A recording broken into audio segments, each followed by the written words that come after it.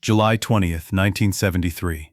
Hours before Bruce Lee collapsed and died, he received a phone call. Muhammad Ali was on the other end.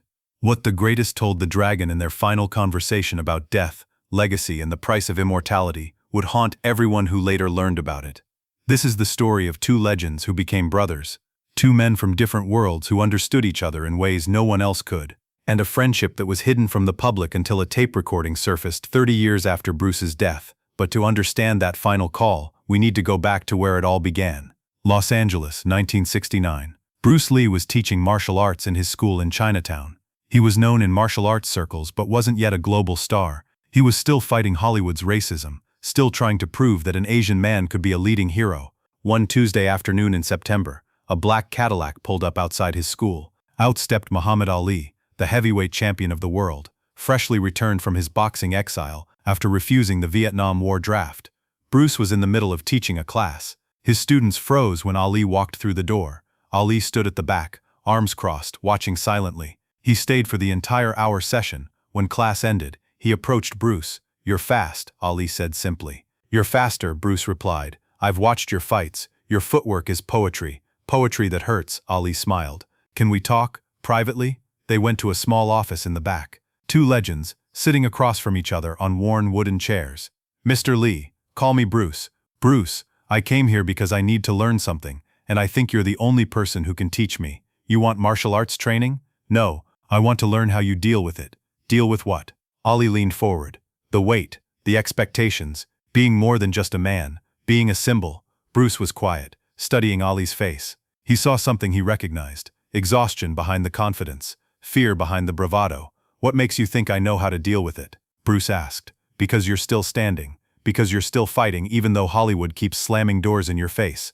I read about the Green Hornet, how they made you a sidekick when you should have been the star, how they won't give you leading roles because you're Chinese." Ali's voice was intense. "I know what it's like when the world wants you to be great at one thing but won't let you be human, won't let you have doubts, won't let you be weak. You're Muhammad Ali, the most famous athlete in the world. Why would you feel this way?" "Because being Muhammad Ali is killing me, Bruce. Everyone wants the greatest, the loud, confident champion who never doubts, never fears, never breaks. But inside," Ali tapped his chest, "inside I'm just a scared kid from Louisville who doesn't know if he's doing the right thing, who doesn't know if sacrificing everything for his principles was worth it, who's terrified that one day he'll step into that ring and discover he's not the greatest anymore." Bruce was silent for a long moment.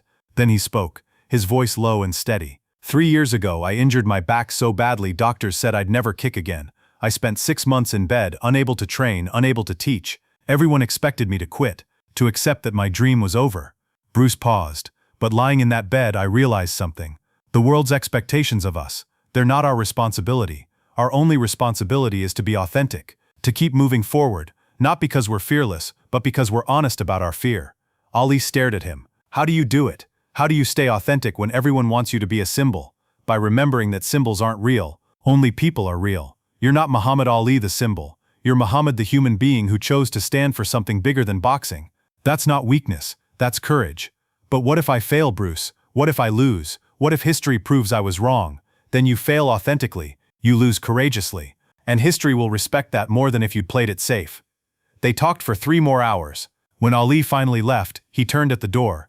"Bruce, can I ask you something?" "Of course.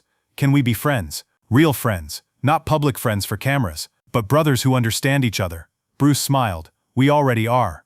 That was September 1969. It was the beginning of a secret friendship that would last 4 years. What happened next would cement their bond forever. For the next 3 years, Bruce and Ali met privately every few months. Sometimes in Los Angeles, sometimes in Las Vegas, when Ali was training for fights. Never in public, never with cameras. They trained together. Not to compete, to learn. Bruce taught Ali about balance, about centerline theory, about economy of motion. Ali taught Bruce about rhythm, about psychological warfare, about the mental game of fighting. But more than that, they talked about pressure, about identity, about being more than what the world wanted them to be. In April 1971, after Ali's devastating loss to Joe Frazier, his first professional defeat, Ali called Bruce at 2 a.m. "Bruce, I lost. The undefeated record is gone. I'm not the greatest anymore." "Ali, listen to me. You're not the greatest because you're undefeated. You're the greatest because of what you stand for. Frazier beat you in boxing, but he can't beat your principles. He can't beat your courage. He can't beat who you are. The media is destroying me. They're saying I talk too much, that I deserve to lose. Let them talk. Your legacy isn't written by media. It's written by how you respond to this moment. Will you quit, or will you come back? There was silence on the line. Then Ali said quietly, "You know what's funny? My corner told me the same thing you teach. Be like water. Adapt. Flow. I was too rigid against Frazier. Too predictable. I fought his fight instead of mine. So next time I'll be water." Ali would go on to beat Frazier twice in rematches. He would later credit Bruce's philosophy as part of his evolution as a fighter. But their deepest conversation happened in 1972, Las Vegas. Bruce was in town for meetings about Enter the Dragon. Ali was training for a fight. They met at Ali's private gym at midnight, after everyone had gone home. They sat in the empty ring, legs dangling over the edge. "Bruce, can I tell you something I've never told anyone? Always. I'm scared of dying. Not in the ring, but of just dying, disappearing, being forgotten." Bruce looked at his friend. "Where's this coming from?" "I don't know. Maybe it's seeing guys I fought against retire, seeing legends fade away. Everyone gets old, Bruce. Everyone gets forgotten. What if everything we're doing, all this pressure, all this sacrifice, what if it doesn't matter in the end?"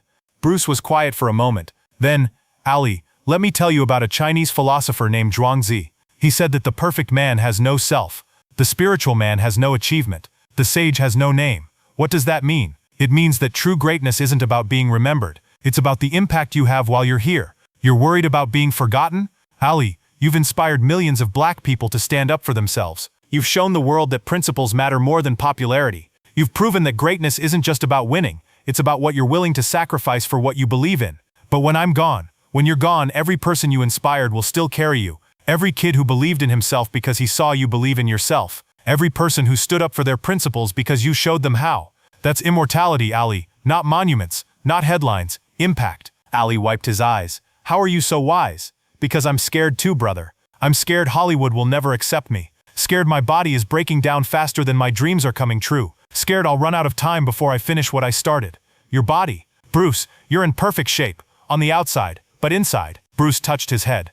"The headaches are getting worse. The blackouts. I'm pushing too hard, Ali. I know I am, but I can't stop. There's too much to do and not enough time. Then slow down. I can't, because if I slow down, someone else takes my spot. Another Asian actor who fits Hollywood's stereotypes. Another martial artist who makes us look like sidekicks instead of heroes. I'm carrying the weight of representation, Ali, just like you." Ali put his arm around Bruce's shoulders. "Then we carry it together. Brothers in the burden." They sat in silence for a long time. Two legends, alone in an empty gym, admitting to each other what they couldn't admit to anyone else. They were scared. They were tired. They were human. 6 months later, everything changed. May 1973, Bruce Lee collapsed on the set of Enter the Dragon. He was rushed to the hospital. Cerebral edema, swelling of the brain. The doctors were alarmed. They told him to rest, to reduce stress, to slow down. Bruce called Ali from his hospital bed in Hong Kong. "Brother, I collapsed. They found something wrong with my brain." Ali's voice was tight with worry. "What did the doctors say?" "They say I'm working too hard, that I need to rest. But Ali, the movie's almost done. I'm so close. After this I'll rest. I promise. Bruce, listen to me, and I mean really listen. I've seen fighters ignore their bodies. I've seen them push through warnings. And you know what happens? They die in the ring, or they live as shadows of who they were. Your body is telling you something. Listen to it. I will, after the movie. No, now. Bruce, I'm begging you as your brother, slow down. The world can wait. Your health can't. I hear you, Ali. I do. But I'm okay. The doctors cleared me. It was just stress. I'll be more careful." Ali wanted to argue more, but he could hear the determination in Bruce's voice. Once Bruce made up his mind, nothing could change it. "Okay, but promise me something." "What?" "When the movie's done, you come to America. We take a real vacation. Just two brothers. No cameras. No pressure. We disappear for a week and remember what it's like to just be human." Bruce smiled. "I promise. When Enter the Dragon wraps, I'm all yours. I'm holding you to that, little brother. I know you will." They talked for another hour. About dreams. About the future. About growing old together. And laughing at all the pressure they'd put themselves through.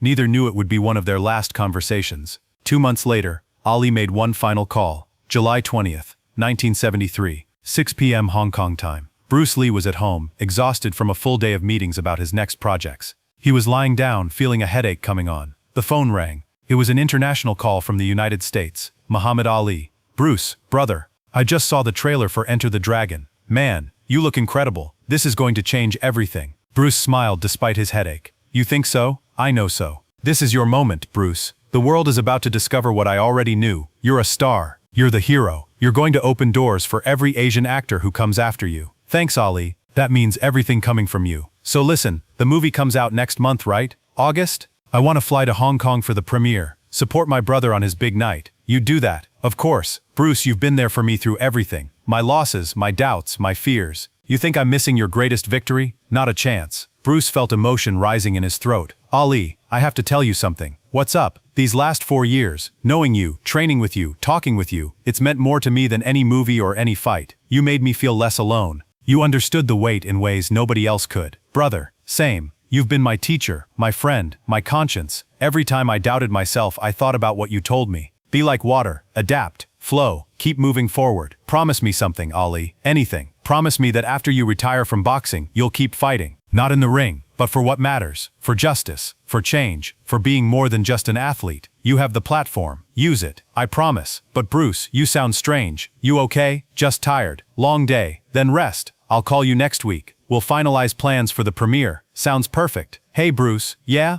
I love you, brother. You know that, right? Bruce felt tears in his eyes. I love you too, champ. Get some rest. I'll talk to you soon. Soon. Bruce hung up the phone. He lay back down. His headache was getting worse, but he felt at peace. He had Ali. He had his family. He had Enter the Dragon about to launch. Everything was coming together. He closed his eyes. 2 hours later, Bruce Lee would be rushed to the hospital. By 11 p.m., he would be dead. Cerebral edema, age 32. Muhammad Ali was asleep in his hotel room in Chicago when the call came at 4 a.m. Bruce Lee was gone. Ali sat on the edge of his bed in the dark and wept, but the story doesn't end there. Muhammad Ali attended Bruce Lee's funeral in Seattle. He didn't speak publicly. He stood in the back, tears streaming down his face, as Bruce was laid to rest. After the service, Ali approached Linda Lee, Bruce's widow. Mrs. Lee, your husband was my brother. If you or your children ever need anything at all, you call me. Linda took his hand. Thank you. Bruce loved you. He talked about you all the time. He said you were the only person who truly understood. We understood each other. For the next 30 years, Ali kept a photo of Bruce Lee in his gym. When reporters asked why, he'd say, "That's my brother. He taught me how to be water." But the full depth of their friendship remained private. Their late-night phone calls, their training sessions, their conversations about fear and mortality and legacy, all of it stayed between them. Until 2003. That's when everything was revealed. Shannon Lee was organizing her father's estate when she found a box marked "Personal, Do Not Open." Inside were cassette tapes, dozens of them,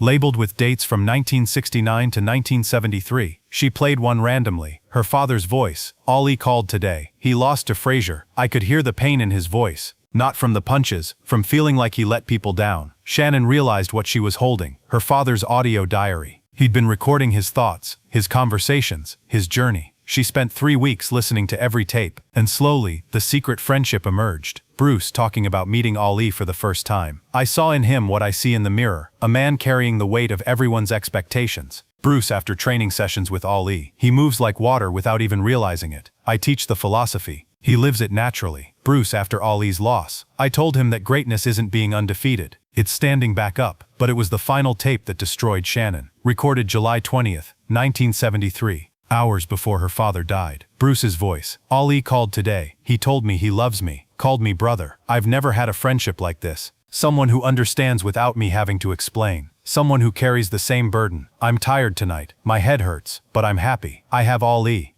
I have my family. I have Enter the Dragon. Everything I've fought for is finally happening. The recording ended. Shannon called Muhammad Ali. By 2003, Ali's Parkinson's had progressed significantly, but he could still talk. Mr. Ali, this is Shannon Lee, Bruce Lee's daughter. Shannon. Ali's voice was slow but warm. How are you, little sister? I found something. Tapes. My father's audio diary. Mr. Ali, I didn't know how close you two were. Ali was quiet for a moment. Your father was my brother, my teacher, my friend. When he died, a part of me died too. He recorded his last conversation with you, hours before he passed. What did he say? He said he loved you, that you understood him like no one else, that he was happy. Ali's voice broke. He was happy. Yes. His last recorded words were about you. Ali wept. After 30 years, he finally knew. Bruce's last day was a good day. He died knowing he was loved. Shannon Lee released excerpts of the tapes in 2005. The world learned about the secret friendship between Bruce Lee and Muhammad Ali. Two legends from different worlds who became brothers. In 2016, shortly before his death, Ali gave his final interview about Bruce Lee. People ask me all the time, who would win in a fight, you or Bruce Lee? And I tell them, wrong question. Bruce and I didn't fight each other. We fought for each other. We carried each other's burdens. We reminded each other we were human when the world demanded we be gods. Bruce taught me that strength isn't about never falling. It's about getting back up with grace. He taught me to be water, to adapt, to flow, to keep moving no matter what. When I light that Olympic torch in Atlanta in 1996, when my hands are shaking from Parkinson's, you know who I'm thinking about?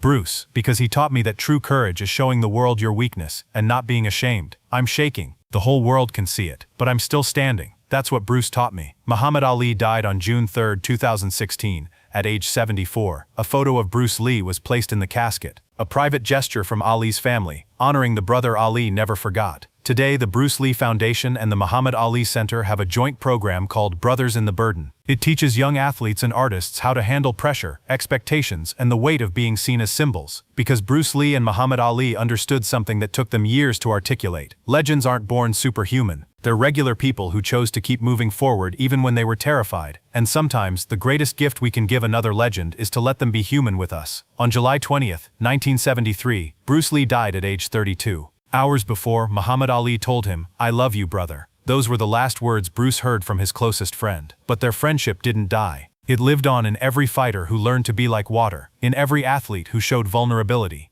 in every person who understood that being great doesn't mean being fearless, it means being honest about your fear. Two men, different races, different disciplines, different worlds, but the same burden, the same humanity, the same brotherhood. Subscribe for more untold stories of legends. Drop a comment. Who's your real-life hero who you think struggled in private? Be water, my friend.